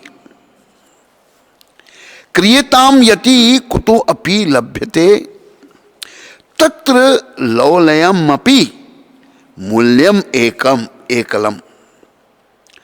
तत्र लौलयम अपि मूल्यम एकलम जन्म कोटि सुकृति ना लभ्यते। ये चैतन्य चरितामृत से शब्द हैं। मध्य लीला 8वें अध्याय 17वें श्लोक में है ये। हजारों लाखों जन्मों के पुण्य कर्म से भी, ध्यान दो शब्दों की ओर, हजारों लाखों जन्मों के, बोलो, पुण्य कर्मों से भी कृष्ण भावना भावित शुद्ध भक्ति प्राप्त नहीं की जा सकती। ये शब्द ध्यान में दो, बड़े अनमोल शब्द हैं ये। शुद्ध भक्ति, बोलो, प्राप्त नहीं की जा सकती। यह तो केवल एक मूल्य पर उसे प्राप्त करने की उत्कट लालसा से ही, करोड़ों जन्म तक नहीं मिले लाल उत्कट में भक्ति प्राप्त करनी है, उसे प्राप्त करने की उत्कट लालसा से ही प्राप्त की जा सकती है। बोलो, उत्कट लालसा से ही प्राप्त की जा सकती है। यदि यह कहीं भी उपलब्ध हो, यदि यह कहीं भी उपलब्ध हो सके तो उसे तुरंत खरीद लेना चाहिए। कितनी सुंदर बात है। भक्ति जहां में ले लो, बस भक्ति ले लो। अनेकों जन्म लेने पर भी ये मिलती नहीं, ये उत्कट लालसा से मिलेगी। और जहां है उसको ले लो। और इन्होंने भक्ति दी है प्रभुपाद जी ने। प्रभुपाद जी कोई साधारण संत मत समझो, ये बड़े उच्च कोटि के महात्मा हैं और ये कृष्ण की बड़ी कृपा, राधा रानी की कृपा। मैं तो अयोग्य हूं, मुझे इनका सानिध्य मिला, मुझे इनका संग मिला। ये कोई पूर्व जन्म में अनजाने में कोई अच्छा कर्म हो गया होगा, ऐसे संतों का सानिध्य मिला और आत्मा बड़ी हमारी प्रसन्न हो गई इनको मिलने के बाद, बहुत प्रसन्न हुई आत्मा। और इन्होंने भक्ति का दान पूरे संसार को दिया। तो यदि यह कहीं भी उपलब्ध हो सके तो उसे तुरंत खरीद लेना चाहिए। और कैसे खरीदे, कीमत क्या है इसकी? उत्कट लालसा।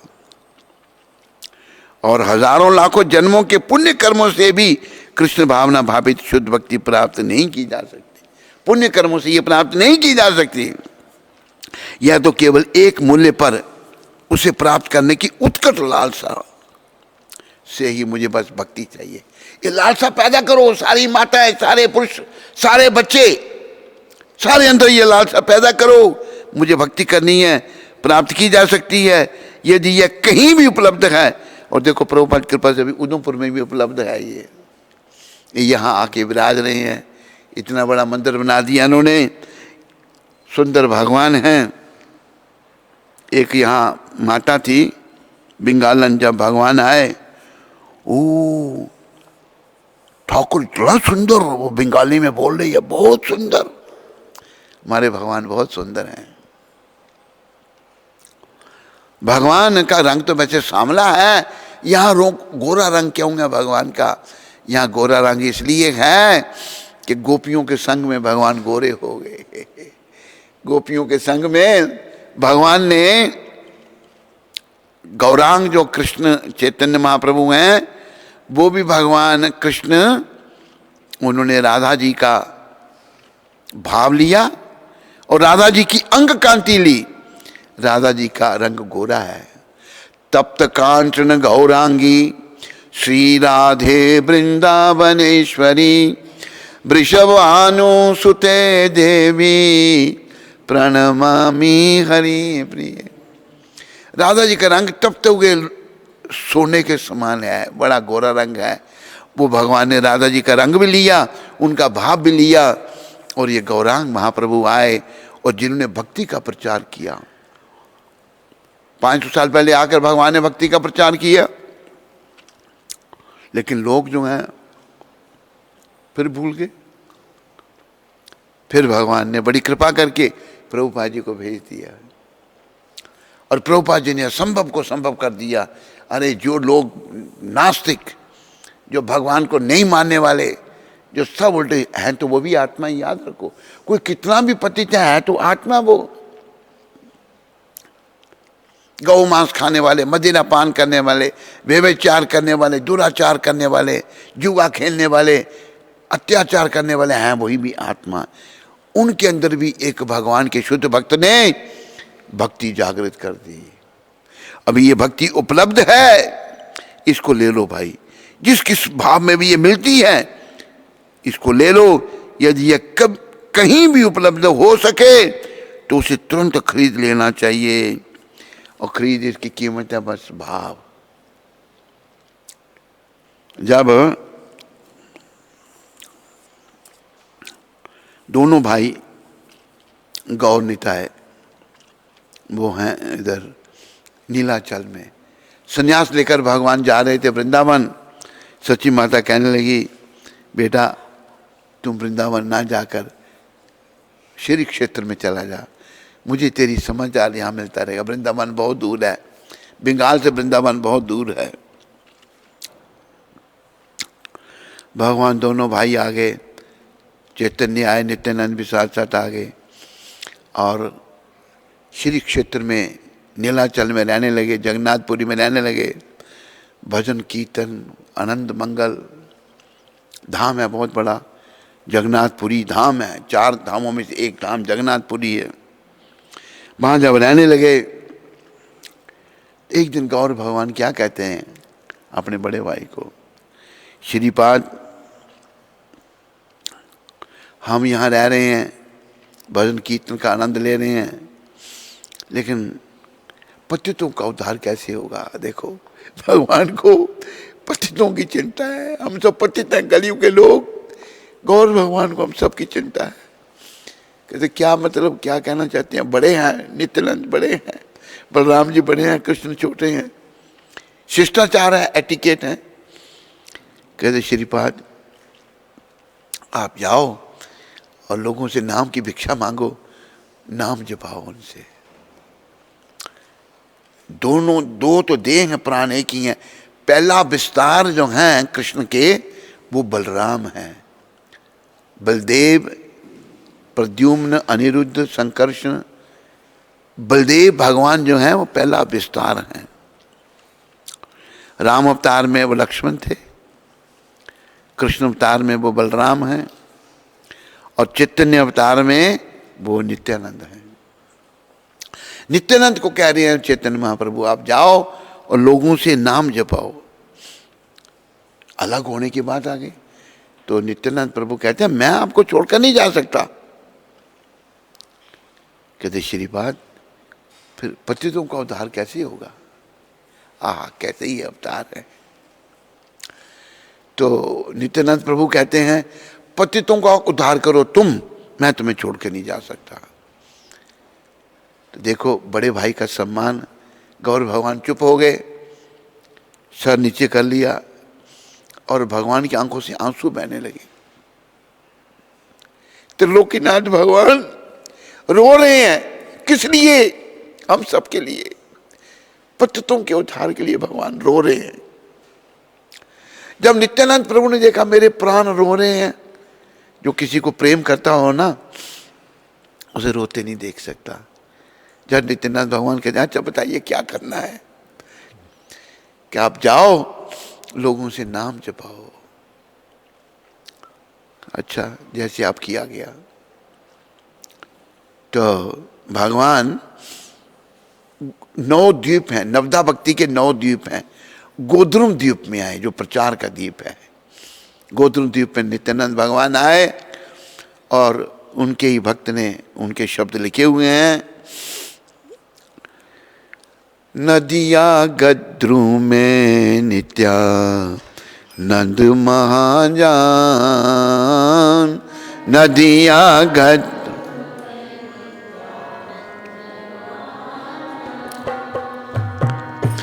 पटिया चे नाम हटा जीवे रे कारण, पटिया चे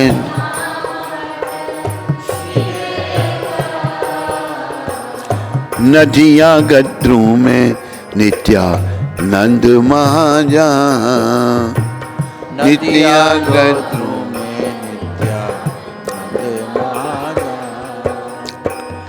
श्रद्धावान जन है, श्रद्धावान जन, श्रद्धावान जन, श्रद्धावान प्रभु राज्ञा भाई मांगे ए भिक्षा, प्रभु राज्ञा भाई मांगे ए भिक्षा।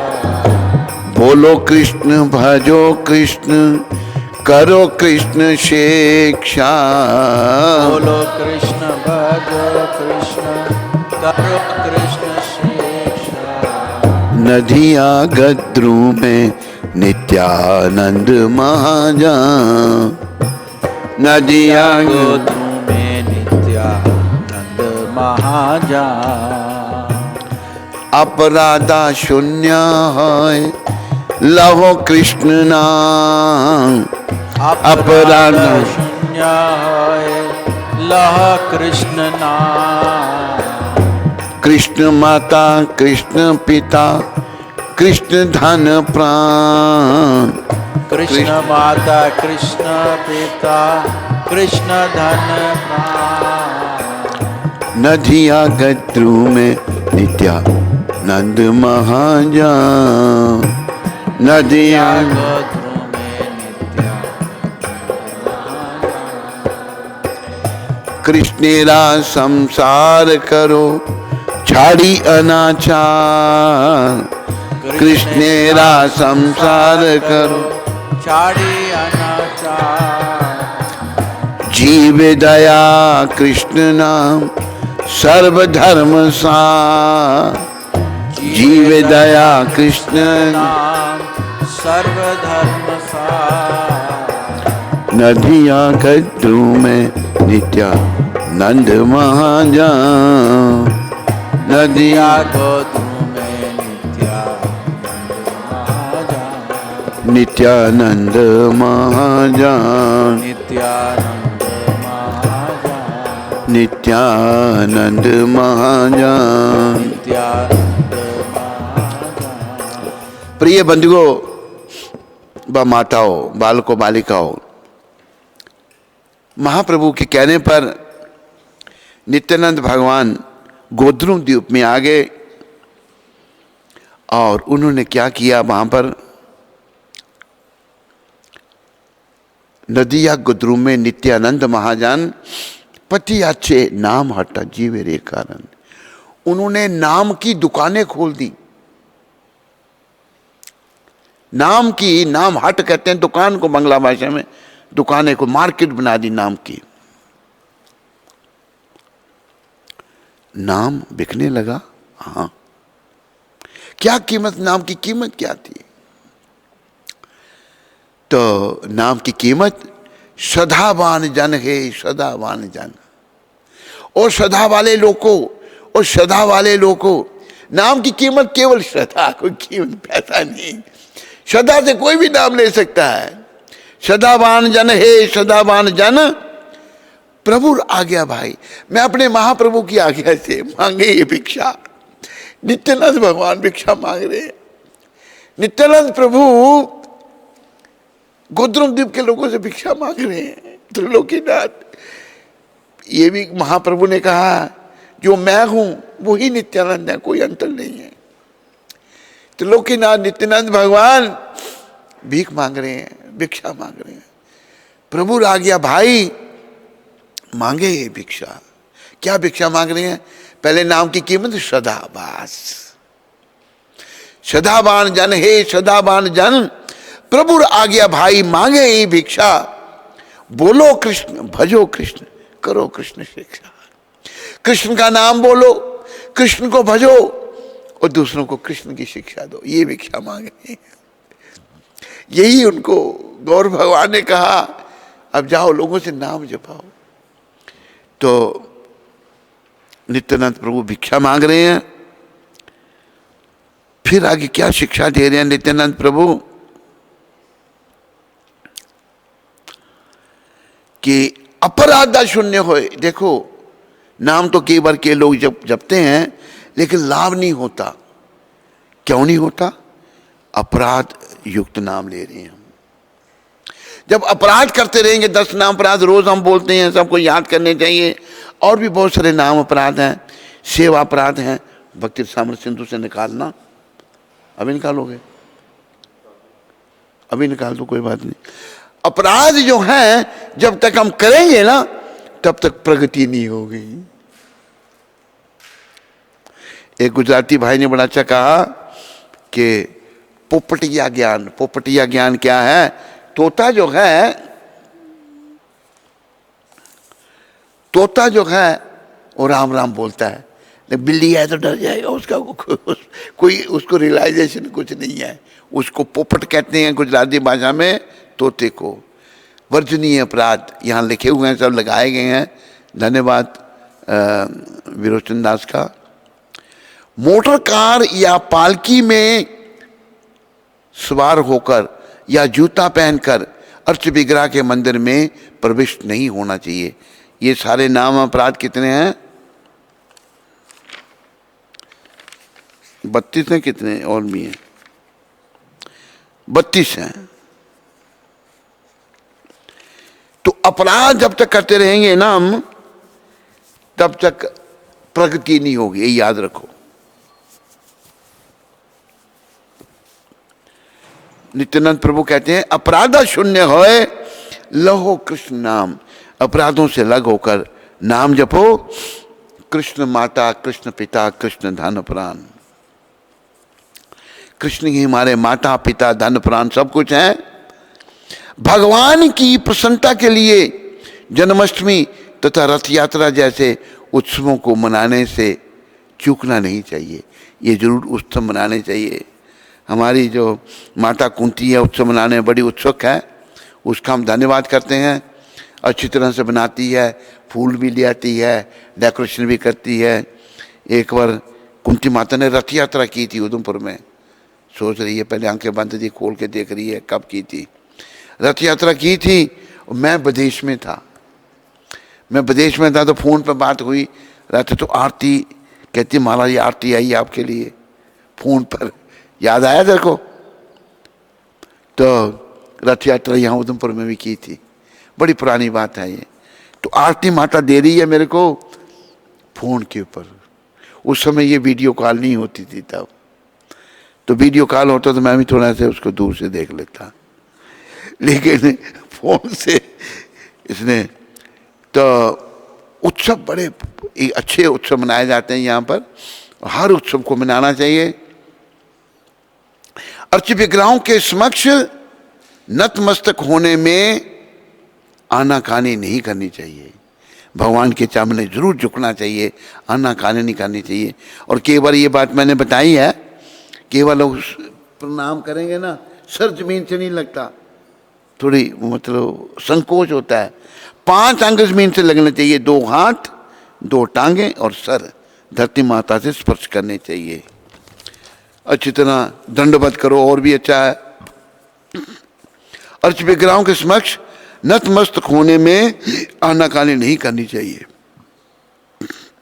भोजन के बाद हाथ पैर धोए बिना भगवान की पूजा हेतु मंदिर में प्रवेश नहीं करना चाहिए।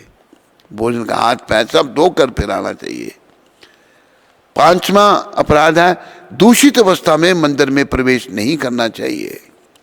माताएं खास करके ध्यान रखो, माताएं जब अपने धर्म में होती हैं उनको मंदिर में नहीं आना चाहिए। अपने कमरे में बैठकर खूब जप करो, भजन करो, उसमें मनाही नहीं है, लेकिन मंदिर में नहीं आना, विग्रह को स्पर्श नहीं करना।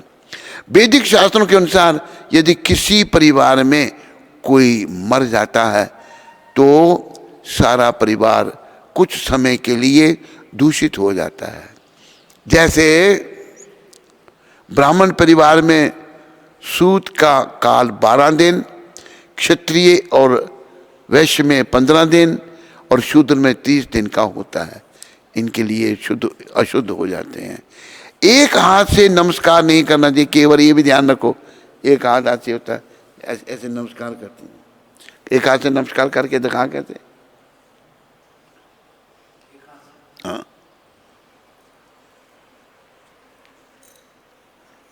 हाँ, ऐसे एक हाथ आगे एक पीछे, डेमोन्स्ट्रेटर अच्छा ही है ना। वो भी अपराध है, दोनों हाथ आगे होने चाहिए, दोनों हाथ सर और टांगे ये धरती माता से स्पर्श करनी चाहिए। श्री कृष्ण के समक्ष परिक्रमा नहीं करनी चाहिए, भगवान के सामने परिक्रमा नहीं करनी चाहिए। मंदिर की परिक्रमा करने का नियम यह है कि अर्च विग्रह के दाहिने हाथ से परिक्रमा प्रारंभ करें। अर्च इधर से दाहिने हाथ से परिक्रमा करनी चाहिए। श्री कृष्ण के समक्ष परिक्रमा नहीं करनी चाहिए। मंदिर की परिक्रमा करने का नियम यह है कि अर्च विग्रह के दाहिने हाथ से परिक्रमा प्रारंभ करके मंदिर के बाहर प्रतिदिन कम से कम 3 परिक्रमा की जाए। अर्च विग्रह के समक्ष अपने पांव नहीं फैलाने चाहिए, केवल लोग पांव फैला देते हैं ना, वो भी नहीं, अपराध है। अपने हाथों से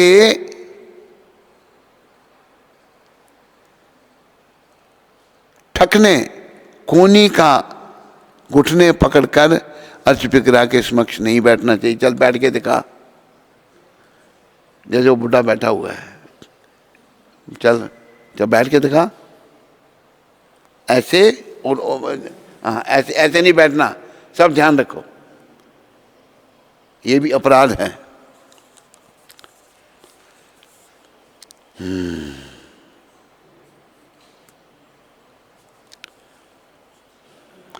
कृष्ण के अर्च विग्रह के समक्ष लेटना नहीं चाहिए, भगवान के सामने लेटना भी नहीं।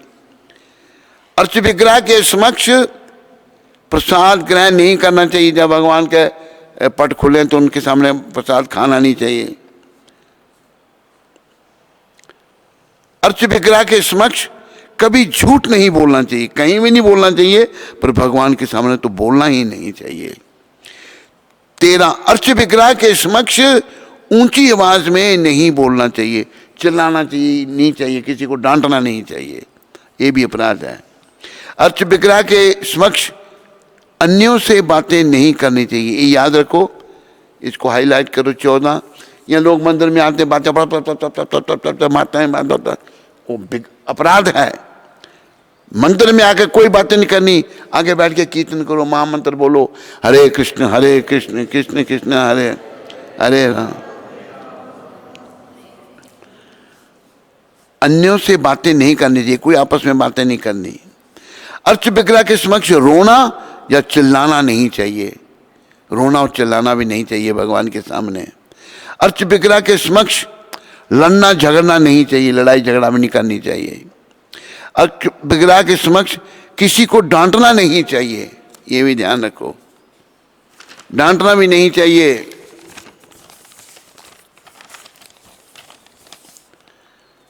अर्च विग्रह के समक्ष भिखारियों को भिक्षा नहीं देनी चाहिए।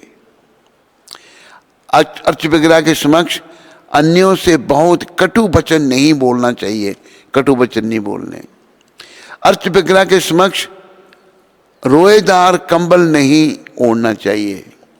अर्च विग्रह के समक्ष किसी अन्य की स्तुति या बड़ाई नहीं करनी चाहिए, किसी की स्तुति बड़ाई नहीं करनी है। अर्च विग्रह के समक्ष किसी को गाली नहीं बकनी चाहिए। अर्च विग्रह के समक्ष अपने वायु का त्याग नहीं करना चाहिए, किसी की टंकी लीक होती हो तो कंट्रोल करे, वो मतलब बाहर जाके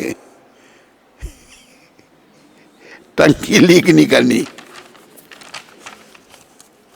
बच्चों को बड़ी बीमारी है, बच्चों की टंकी बहुत लीक होती हैं,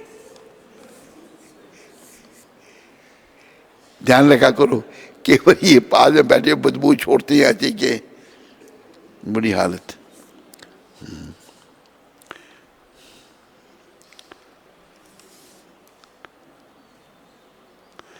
अर्च विग्रहों के समक्ष वायु का त्याग नहीं करना चाहिए।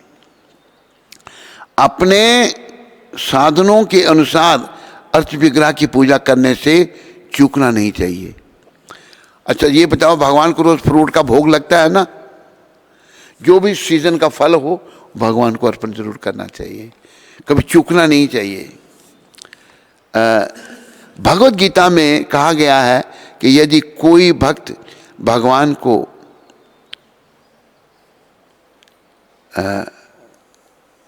पलती, ये क्या लिखा है, पत्ती या थोड़ा जल भी अर्पित करता है, तो पत्ती थोड़ा जल भी अर्पित करे तो वह प्रसन्न हो जाते हैं।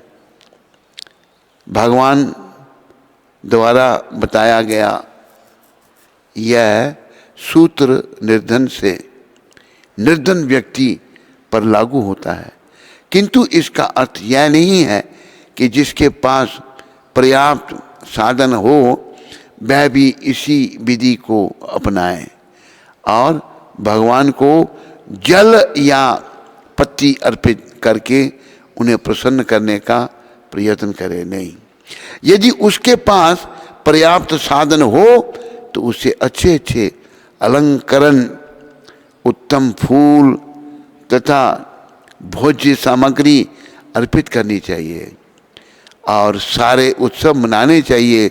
ऐसा नहीं है कि वह अपनी इंद्रिय तृप्ति के लिए अपना सारा धन व्यय कर दे और भगवान को प्रसन्न करने के लिए थोड़ा जल तथा पत्ती अर्पित करे, ये ठीक नहीं। वैसे हमारी माता जो है वो कोई कंजूसी नहीं करती नहीं ना, भगवान के लिए कोई कंजूसी नहीं है, तो बहुत अच्छा है।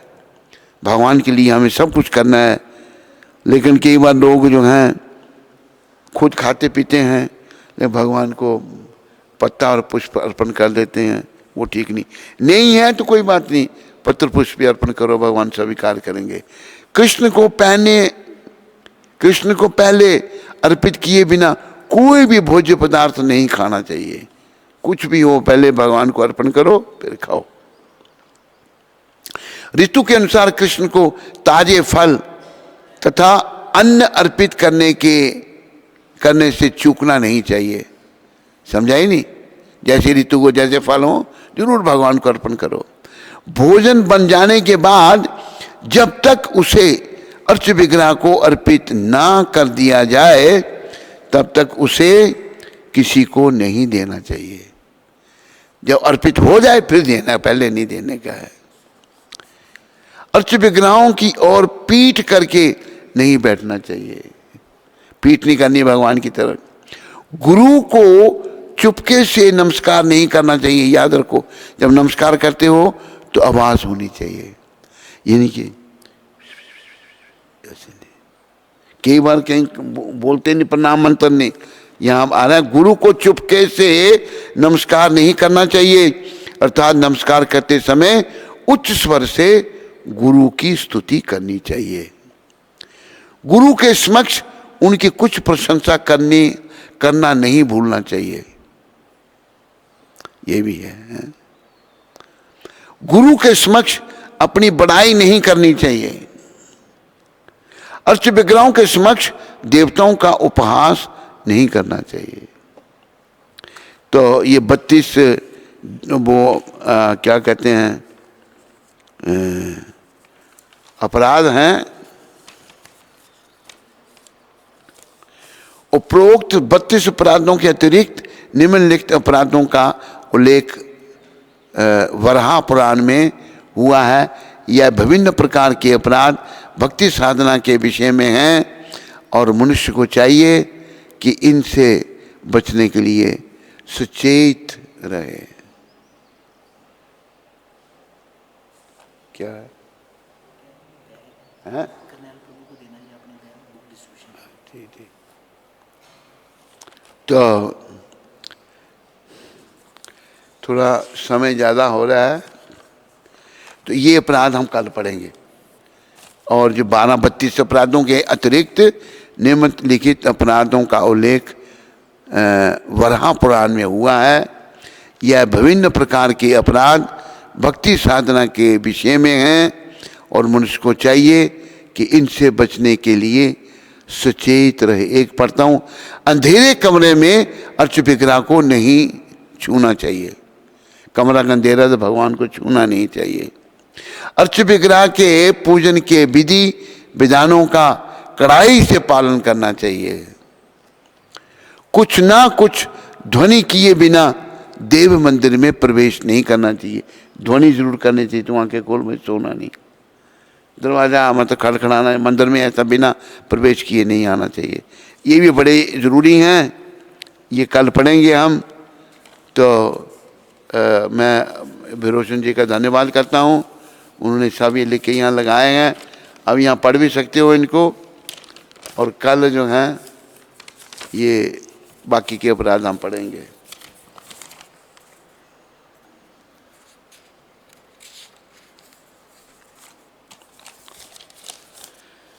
तो अपराधों से मुक्त होकर भगवान का नाम लेंगे तब लाभ होगा, तब नाम जपने का लाभ होगा। हरे कृष्ण कृष्ण कृष्ण हरे हरे, हरे राम राम। फिर आखिर में कहा कि कृष्ण न संसार करो छाड़ी अनाचार। कृष्ण भक्ति के अलावा हम जो कुछ कहते हैं वो अनाचार है, बेकार है। जीव दया कृष्ण नाम सर्वधर्म सार। और जीवों पर अगर दया करनी है, उन्हें दिखानी है, तो उनको हरि नाम सुनाओ। यहाँ हरि नाम के लिए मैंने कहा था प्रोग्राम बनाओ, वैसे भी बीमारी चल रही है। हरि नाम हफ्ते में 1-2 बार करो। मधुप्रिया अभी भी देखो, आप नाम नगर कीर्तन करो, हैं नगर कीर्तन करो। कुछ प्रसाद हो रास्ते में जो प्रणाम करे उसको प्रसाद भी देते जाओ, दुकानदारों को दो। ये बहुत ज़रूरी है, ये नित्यानंद प्रभु का आदेश है। उन्होंने कहा कि कृष्ण संसार करो छाड़ी अनाचार, जीवे दया। जीवों पर दया क्या है? उनको हरि नाम सुनाओ। एक यहाँ पर थे व्यक्ति, जब चढ़ाई में हम चढ़े वहाँ रहते थे, वो एक दिन मुझे मिला, वो गुजर गया बेचारा, 4-5 भाई थे, सारे ही चले गए। बारिया परिवार था वो। एक उनका ओम प्रकाश था, एक जिशु था, एक बर्तनों वाला, 4-5 थे, चारों ही चले। एक मास्टर था, उनसे कोई भी नहीं है अभी। तो वो मुझे एक दिन कहता, महाराज हम आपके कभी मंदिर में आए नहीं, सुबह ये जो कीर्तन निकलता है ना, बड़ा अच्छा लगता है उनको, बड़ा खुश होता था वो। कीर्तन सुनने से लोगों को लाभ होगा। तो ये मधुप्रिया तुम देखो, हरि नाम मिल के बच्चों को लेके करो जरूर, इसी से सब बीमारियां भागेंगी, सब ठीक होगा। ठीक है। हाँ, ये बीमारी क्यों फैल रही हैं? क्योंकि हम कृष्ण से विमुख हैं। कृष्णेर संसार करो छाड़ी अनाचार, जीव दया कृष्ण नाम सर्वधर्म सार। संपूर्ण अनुचित आचरण को त्याग कर कृष्ण से संबंधित अपने कर्तव्यों को संपन्न कीजिए। सभी जीवों के प्रति दया करने के लिए श्री कृष्ण के पवित्र नाम का उच्चारण ही सभी धर्मों का सार है। बोलो नित्यानंद भगवान की जय। तो कृष्ण आनंद में हैं, हम भी उनके अंश हैं, और इसलिए मुझे भी आनंद में होना चाहिए। यह स्वाभाविक है। यदि मेरे पिता काले हैं तो मैं भी काला होऊंगा। तो हमारे परम पिता आनंद से भरे हैं। वे किसी कारखाने अथवा भारी भरकम मशीनें बनाने में नहीं लगे। जो अभी इंडस्ट्री सिस्टम शुरू हुआ, बेकार है साला। वह केवल अपनी बंसुरी बजाते हैं और राधा रानी उनके साथ हैं। यह उनके आनंद का स्वभाव है। भगवान है।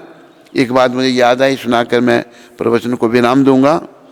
एक बार एक अंग्रेज आया, अंग्रेज़ों के राज में भारत घूमने, अंग्रेज़ों को घूमने की बड़ी है।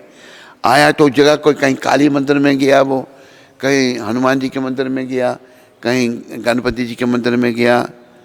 तो काली माता ने खंडा पकड़ा हुआ है, मार रही हैं दुष्टों को।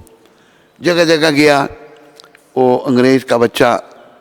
और जब कृष्ण के मंदिर में गया जोर से चिल्लाने लगा, कहते मुझे भगवान मिल गए। किसने पूछा कैसे मिल गए तुम्हें भगवान? कहते मैं कई मंदिरों में गया, वहाँ भगवान कहीं कुछ कर रहा है, कहीं कुछ, यहाँ तो भगवान बंसुरी बजा रहा है, यही भगवान है, बाकी और कोई भगवान। ये बड़ा स्टेटमेंट, ये बड़ा प्रभुपाद ने हाईलाइट किया था। बोले यही भगवान है, कृष्ण भगवान है जो बंसुरी बजा रहे हैं। ये ना खंडा उठाया ना कुछ किया हुआ है। तो कृष्ण ही भगवान है, और उनके चरणों में मन को लगाओ, जीवन को सफल बनाओ। आप सबका धन्यवाद। हरे कृष्ण। रितिका माता कनाडा से। हरे Krishna Guru Maharaj, please accept my. Ritika ये वही है ना कि जब हम भोग आरती गा रहे थे? नहीं, ये श्याम रसिया, तो ये भोग लगा रही थी। वो कौन सी? अंजू। अच्छा, रितिका दूसरी है। हाँ हाँ, रितिका माता क्या कह रही है? Please accept my humble obeisances unto your lotus feet. भक्ति के रास्ते में भगवान हमारी परीक्षा क्यों लेते हैं? भक्ति के रास्ते में भगवान परीक्षा नहीं लेते, माया परीक्षा लेती है। माया भगवान की पुलिस है। हम बहुत समय से माया के अधीन हैं, भगवान को हमने छोड़ दिया है। जब हम भक्ति करने लगते हैं तो माया कहती है तू तो मेरी शरण में था, तू मुझे छोड़ कर भी भगवान की शरण में क्यों जा रहा है? तो माया जो है कई प्रकार के विधान खड़े करती है, पर माया भगवान से शक्तिशाली नहीं है। रितिका माता, भगवान की हृदय से भक्ति करेंगे तो माया भी छोड़ देगी। ये माया परीक्षा लेती है। दिव्य गीता माता नॉर्वे से। हरे कृष्णा, प्रणाम to Gurudev. My question is who are मुक्त आत्मा? हैं? मुक्त आत्मा कौन होते हैं? क्या वो देवता लोग होते हैं? मुक्त आत्मा तुम भी बन सकती हो जब भक्ति भाव से ओतप्रोत हो जाओगी दिव्य गीता, और तुम्हारे मन में सब संसार से वैराग हो जाएगा। तुम भी मुक्त आत्मा बन जाओगी और आखिर में भगवान का सिमरन करके धाम में जाओगी। कोई भी मुक्त आत्मा बन सकता है। विधि शर्मा माता उधमपुर से। विधि जी। हरे कृष्ण गुरु महाराज जी, गुरुदेव के चरणों में मेरा कोटि कोटि प्रणाम। महाराज जी, मेरा भगवान के प्रति विश्वास बहुत कम होने लगा है। लगता है कि मैं बहुत पतित हूँ, बहुत अपराधी हूँ। मैं इस जन्म मृत्यु के सागर में रह जाऊंगी। यह सोचकर मन बहुत अशांत रहने लगा है। महाराज जी, मुझ पर कृपा करें, क्योंकि आप तो पतित पावन हैं। मेरी मेरे गुरुदेव से प्रार्थना है कि ऐसी सद्गुरु मारो दृष्टि, नजर न आवे मैनु सृष्टि। आपकी पतित बेटी विधि। देखो विधि बेटी, घबराना नहीं। 3 गुण हैं, सतोगुण, रजोगुण, तमोगुण। कभी तमोगुण का प्रभाव होता है तो हम भगवान से दूर जाने लगते हैं, लेकिन लगे रहना है, जप करने का प्रयास करो। मेरी शुभकामनाएं। विधि माता तेरे साथ में हैं, कृष्ण तेरे पर कृपा करें। प्रभुपाद जी से प्रार्थना करो और नित्यानंद भगवान से प्रार्थना करो कि नित्यानंद भगवान आप पतित पावन हैं। नित्यानंद प्रभु ने पकड़ पकड़ के लोगों को भक्ति में लगाया, उनके श्री चरणों में प्रार्थना करो और घबराना नहीं, भगवान कृपा करेंगे, प्रभुपाद कृपा करेंगे। हरे कृष्ण। हरे कृष्णा गुरु महाराज जी, आपके चरणों में कोटि कोटि दंडवत प्रणाम।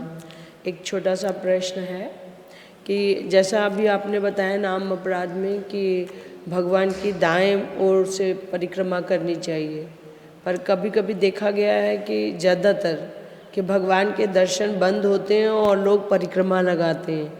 तो ये जानना है कि क्या ऐसा कर सकते हैं कि नहीं। वैसे तो पट खुले हों तभी ठीक बताया है। अभी जैसे पट बंद हैं, भगवान के दर्शन नहीं खुले, उसमें भगवान पता नहीं भोग लगा रहे हैं। जब आप हृदय से परिक्रमा लगाते हो स्वीकार करते हैं, प्रणाम करते हो तो स्वीकार करते हैं, तो भगवान को डिस्टर्ब भी नहीं करना, ऐसा भी बताया है। अभी देखो, जब हम पट बंद, हम प्रणाम, भगवान तो अंदर हैं लेकिन हम प्रणाम गुरु जी को करते हैं, तो उनको डिस्टर्ब नहीं करना अच्छा है। भगवान को भाव से प्रणाम करें, वो प्रणाम लेते हैं, स्वीकार करते हैं, आशीर्वाद देते हैं।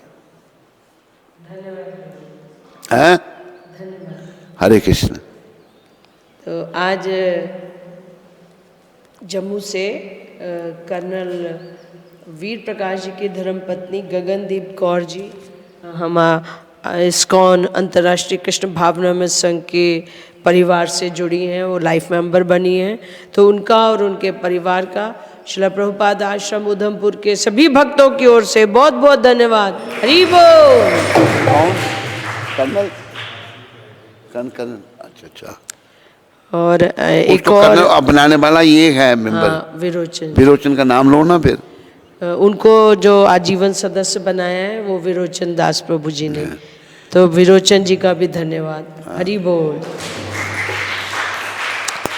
जम्मू से श्रीमन वरुण सोनी जी चार्टर अकाउंटेंट हैं, उनकी धर्मपत्नी राधिका जी जो आज इस अंतर्राष्ट्रीय कृष्ण भावनामृत संघ के आजीवन सदस्य बनी हैं, तो उनका और उनके परिवार का श्रील प्रभुपाद आश्रम उधमपुर के सभी भक्तों की ओर से बहुत बहुत धन्यवाद। हरे कृष्ण। 2 लाइफ मेंबर बने हैं आज। 2 लाइफ मेंबर कल बने थे ना? हाँ, एक इन्होंने बनाया, एक हमने बनाया। Very good, very good. तो हम कुंती माता का भी धन्यवाद करते हैं, धन्यवाद कि उन्होंने मेंबर बनाया, और दोनों से कहते हैं, विरोचन से और कुंती माता से, मेंबर बनाते रहिए और डोनेशन इकट्ठे करते रहिए, क्योंकि खर्चा बहुत है। ये जो कंस्ट्रक्शन चल रही है बहुत खर्चा है इसमें। हरे कृष्ण। बोले सद्गुरुदेव महाराज की जय, जगत गुरु श्रील प्रभुपाद की जय। स्कंद पुराण में तुलसी देवी की प्रशंसा इस प्रकार की गई है। मैं तुलसी देवी, अच्छा नहीं, एक मिनट, जो अभी ये एक करनैल के लिए, करनैल सिंह, कहाँ करनैल सिंह? करनैल सिंह बड़ा अच्छा बुक डिस्ट्रीब्यूशन कर रहा है। अरे जीव गोस्वामी भी तो बहुत कर रहा है। उन्होंने मांगा, करनैल ने बैग मांगा है, तो उसको bag unlimited, bags unlimited, bags unlimited, bags unlimited ये दिए जाते हैं उसको, इस पर लिखा है। हरि बोल। स्कंद पुराण में तुलसी देवी की प्रशंसा इस प्रकार